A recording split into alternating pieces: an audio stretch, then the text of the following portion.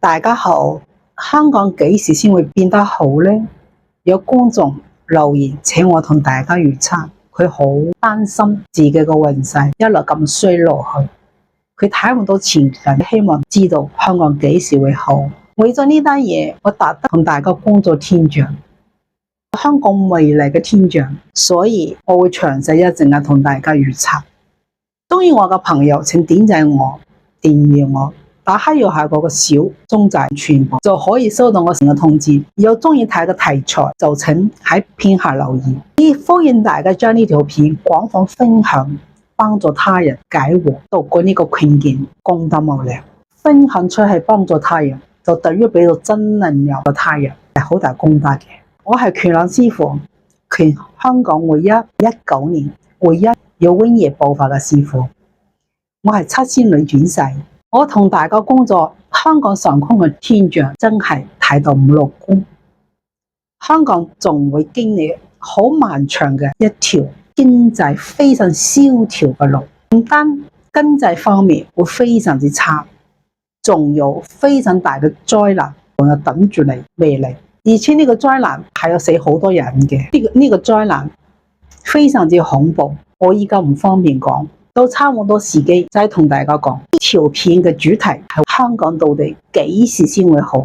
我同大家睇到經歷咗好多嘅悲慘嘅災難之後，更加悲慘嘅命運之後，香港如從依家開始，今日係2025年9月19號，40年後，咁香港之後到2065年以後，香港先會開始好。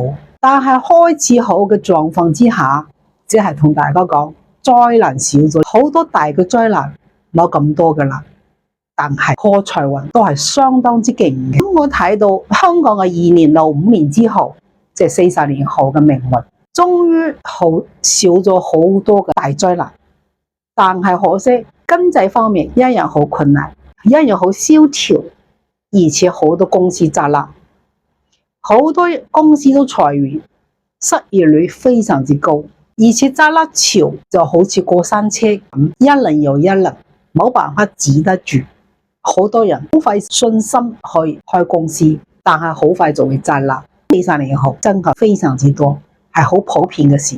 而且通貨膨脹非常之犀利，乜嘢物價都好高，好多人嘅生活水平受到好大嘅衝擊同打擊，好多人都生活喺困境之中。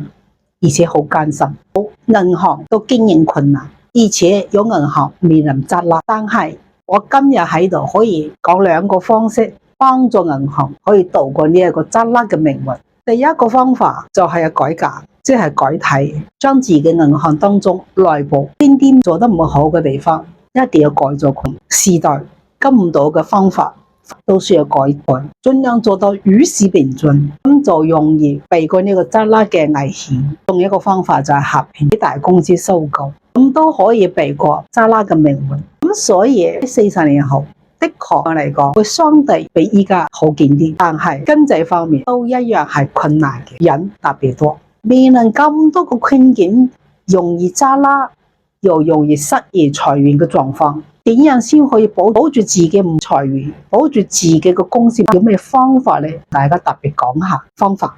其實係有方法嘅。一個人嘅八字命運到咗某一個時期都唔同嘅，因此建議大家真係要用奇門遁甲算一算，你到底做啲乜嘢行業係發達嘅？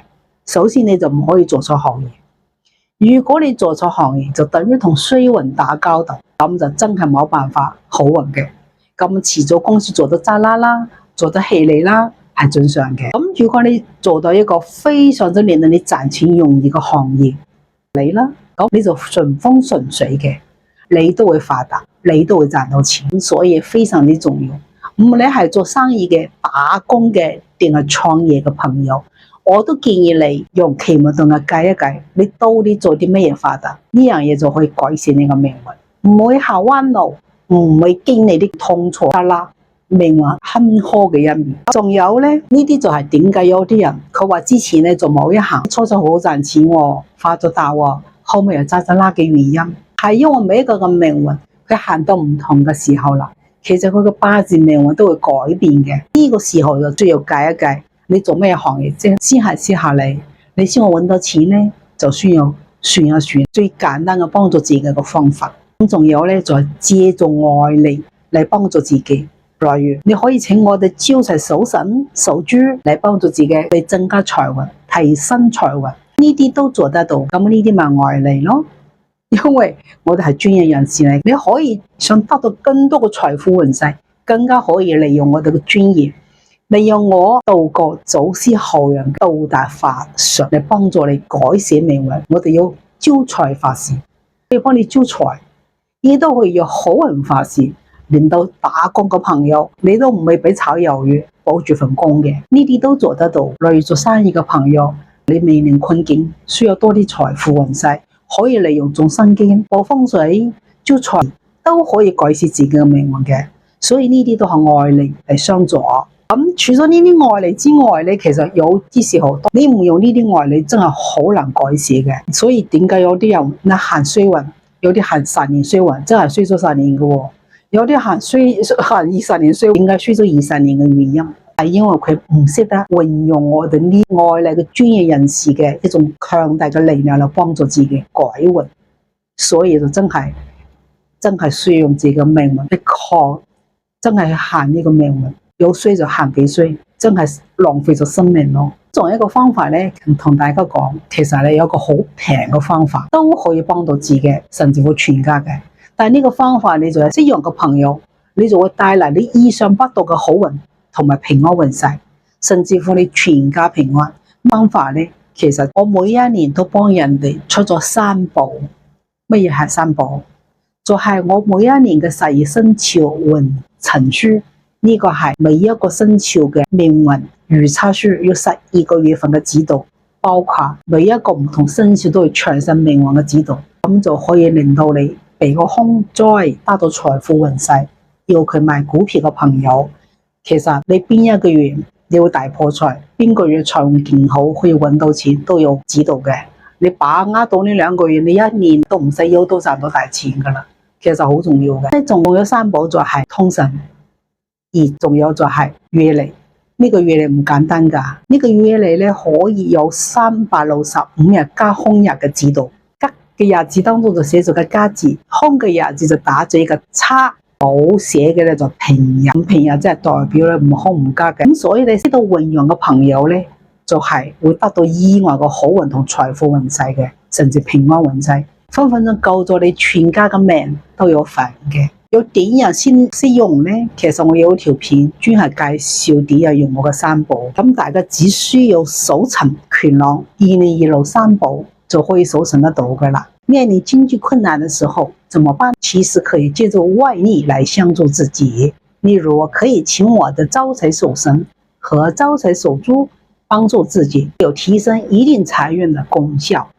那如果希望保住工作的朋友，可以請我做好運法，提升自己的運勢，也讓自身的小人害不到自己，可以保住工作。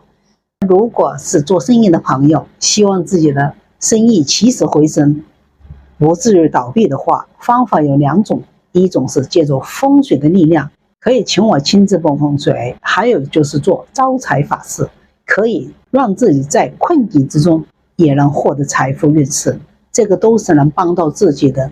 另外還有一個最便宜的方法，那就是請我的3寶。我每年都給大家出了3寶，幫助大家。曾經在去年有一個人談生意談半年談不成，後來那個大老闆明確不和他談了。在他困境的時候，他在香港的71店買到了最後一套我的3寶。打開運程書一看，說他下個月有財運，但是教了方法要怎麼做才能得到。然後他又聰明的在月曆上找了個寫了吉字的日子，在通勝當中找了一個吉時，再去找那個老闆。他萬萬想不到，那個老闆竟然對他說，把合同拿來簽了吧，竟然做成了幾千萬港幣的生意，賺了幾千萬。他後來非常感恩我，打電話給我，他說我是香港人的福星，竟然在他如此困境的時候三宝力量无穷，帮助他赚了几千万，他非常的感恩。还有的人今年买了我2025年三宝的人，他是做销售的，他打电话告诉我的三宝非常神奇，他说我的三宝帮他今年已经赚了800万的业绩，他说他从来没有赚过这么多钱。还有一个说我的三宝非常的准，打电话来非常感慨，他的一个朋友邀他去大陆去玩，他不去，因为看到我的三宝说他此月就是9月份发生的，他说此月他不适宜远行，否则有灾难或者血光之灾。他的朋友于是自己去了，在深圳请了一个女的吃饭，他没想到与人发生了口角，然后就给人打得头破血流，被人送去了医院。他的朋友紧急找他求援，拿钱去帮他，对方的父母正好到了国外，这个朋友就没办法了，深愿我的阅历讲明他朋友去的那一天是大凶，不可远行，否则有血光之灾。可是他还是为了救朋友去了。去了之后，由于我的运程书讲明了他不可远行，否则有血光之灾，于是他就处处小心，很谨慎的就在医院里照顾他的朋友。他的朋友很危险，谁知道他疲惫不堪的时候上厕所，结果突然晕倒，倒在地上，头部流了很多水，砸伤。他现在回到了香港，头还非常痛，所以他打电话给我，他说我的三宝真的准，如果不是要去救朋友，如果他的朋友肯听那天不去，其实就避过了这个凶灾，就救了他们。所以他说我的三宝非常好用，非常感恩。如果懂得会用我三宝的朋友，你们不但能获得神奇的意外的财富运势，还能获得平安运势。我的三宝今年是限量发售，数量有限，希望得到好运或者全家平安运势的朋友赶紧抢购。今年台湾也有销售，在香港和澳门的71店、欧科便利店、书报摊、书局都有销售，先到先得，赶紧抢购。我们下期节目见。